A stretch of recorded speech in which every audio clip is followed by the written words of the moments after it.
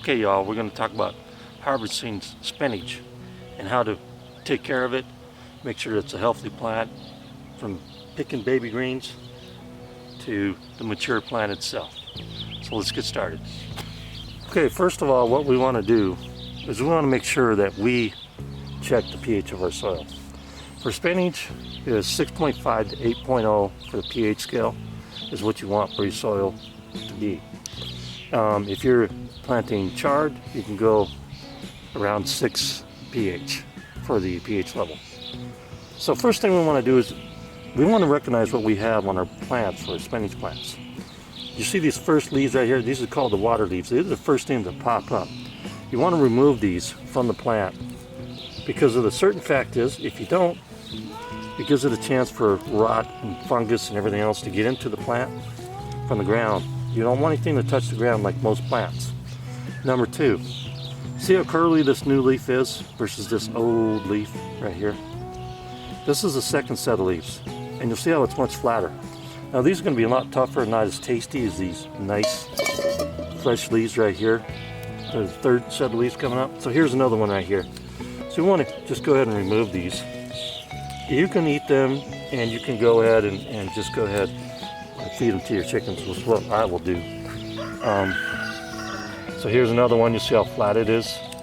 So once again, you want to cut it off and you want to look at it real closely. And you can see how this is just kind of flat with no ripples in it. That's the second leaves that come out after the water leaves. So what you want to do is you want to get rid of the water leaves. And in this case, I'll just go ahead and cut these off. This, that. There's a few more here. And another one there. These little water leaves are the first leaves that come out.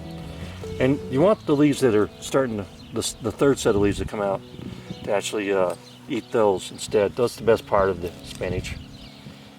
See how this one's rippled? I don't know if you can see that, but so there it is right there. We want to make sure we cut off all these stems on the plant here so we don't have anything hanging on the ground. Here's another water leaf. They can either just break off pretty easily or you can cut them off. I usually use this knife right here, which I list on my website. It's a produce knife. You could use a regular knife, but this is just a lot more convenient. This right here is the immersion knife, and this is really excellent for cutting produce with and harvesting. So I'd suggest that you have one of these if you're going to work in your garden.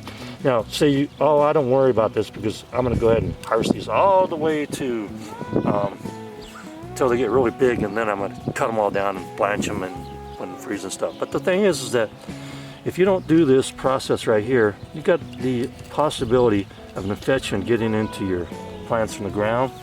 And these water leaves right here are not going to be what you want. You don't want these on your plant. They're not serving any purpose except for to suck down water and nutrients. It's just like removing sucker vines on your tomato plants. You want to have any of the vines that shoot off to one side or the other on your tomato plant, you want to cut them off. And you can actually put those in water, by the way, on your tomato plants, and they will root, and you can plant them as another tomato. So once again, you can see the difference between a water leaf. Let's get one here, and one of these newer leaves. Let's get one that's a little bit older, like right here. Okay. So you got the water leaf. Let's get a water leaf too. So we're doing. Okay. So here's the water leaf. Water leaf right here. This is the second set of leaves that come on, and you can see how they're kind of flat. And then you compare that to this newer inner leaf, which is what you want off your spinach to eat, and eventually you're going to want to harvest these if you want full maturity. But right here we got a baby green spinach, so we want to go ahead and go with that. So I hope that helps you understand that trimming your plants is as important as putting the seeds in the ground and growing them. If you like this video, subscribe, like, and hit the thumbs up if you would, and I appreciate that. Thank you very much.